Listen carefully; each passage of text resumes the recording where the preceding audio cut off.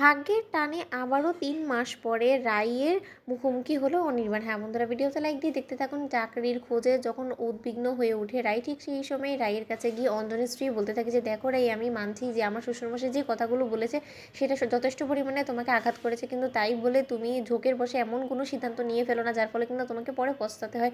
কারণ হাজারো গত ৩ মাসে তোমাকে একটু হলেও তো চিনতে পেয়েছি, তাই আমি খুব ভালো করে জানি যে তুমি যে জায়গায় কমফর্ট জোন খুঁজে পাবে না সেই জায়গায় তুমি যদি চাকরি নিয়েও নাও তাতেও তুমি কোনো মতেই সন্তুষ্ট হতে পারবে না। অন্যদিকে রাই বলতে থাকে যে দেখো, আমার কমফর্ট জোন বলে এখন আর কোনো কিছু নেই, এমনিতেই তোমাদের উপরে আমি অনেক বেশি বোঝা হয়ে দাঁড়িয়েছি, আর তার থেকে বড় কথা তোমাদের প্রতি আমি অনেকটা ঋণী হয়ে রয়েছি। তোমাদের এই ঋণই আমি শোধ করতে পারি কিনা তার নেই ঠিক। এখনও পর্যন্ত যদি আমি তোমাদের উপরে নির্ভরশীল হয়ে থাকি তাহলে আমি বলবো যে আমার এই জন্মটা বৃথা হয়ে যাবে। তাই প্লিজ তোমরা আমাকে কোনো মতে আটকানোর চেষ্টা করো না। আমি যত শীঘ্রই সম্ভব আমি একটা চাকরি বাকরি খুঁজে এখান থেকে চলে যাব।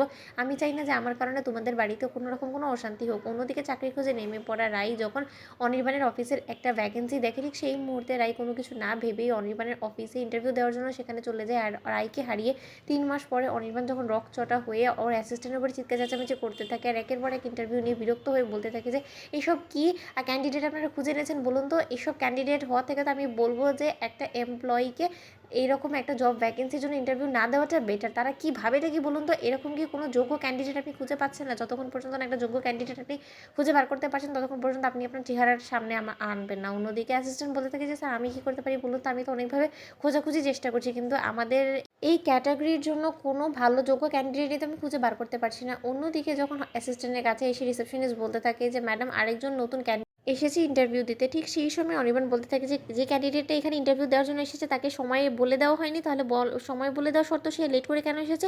শুনুন, আমার অফিসে আমি আমার কোনো রুলস ব্রেক করতে পারবো না সামান্য একটা ক্যান্ডিডেটের জন্য। সে যখন ইন্টারভিউর প্রথম দিনই নিজের টাইম মেনটেন করতে পারেনি তাহলে আমি বলবো যে সে ক্যান্ডিডেট হিসেবে একদমই অযোগ্য, সেটা আমি আগে বুঝতে পেরে গিয়েছি। তাই প্লিজ ওনাকে এক্ষুনি অফিস থেকে বেরিয়ে যেতে বলুন, আমি ওনার মুখ দর্শন করতে চাই না। অন্যদিকে রিসেপশনে যখন রাইকে গিয়ে বলতে থাকে যে ম্যাডাম সরি টু সে আজকে আর কোনো মতে আপনি ইন্টারভিউটা দিতে পারবেন না কারণ আপনি অনেকটা লেট করে এসেছেন, তখন রাই বলতে থাকে যে দেখুন আমি অনেক দূর থেকে এসেছি, আমার একটা চাকরির অনেক বেশি প্রয়োজন, আর এই চাকরিটা যদি আমি কোনো মতে না পাই তাহলে আমার আর রক্ষে থাকবে না, আমার মান সম্মান সব কিছু ধূলিসাৎ হয়ে যাবে, আমার নাওয়া খাওয়া সব কিছু একবারে তলানিতে গিয়ে ঠেকবে। প্লিজ আপনি একবার অন্তত অনুরোধ করুন, হয়তো আমাকে ভেতরে যেতে দিন, আমি একবার ওনাকে অনুরোধ করলে যদি কোনো মতে উনি আমার জন্য একটু হলেও কিছুটা কনসিডার করে। অন্যদিকে অনির্বাণের কাছে যখন ছুটে গিয়ে রাই বলতে থাকে যে স্যার আমি আপনার কাছে হাত ধরে অনুরোধ করছি, প্লিজ আপনি একটাবার আমার ইন্টারভিউটা নিন, আপনি একবার আমার কথাটা বোঝার চেষ্টা করুন, আমি শুধু শুধু এমনি লেট করিনি, আমি যথাসাধ্য পরিমাণে সময়ে আসার চেষ্টা করেছি, কিন্তু তার সত্ত্বেও এই কলকাতা শহরে ট্রাফিক জ্যাম আমাকে কোনো মতেই সময় মতন পৌঁছতে দেয়নি। স্যার আপনি আর যাই হোক না কেন মানবতার খাতিরে একবার অন্তত আমার ইন্টারভিউ নেন, আমার দীর্ঘ বিশ্বাস আমি কোনো মতে আপনাকে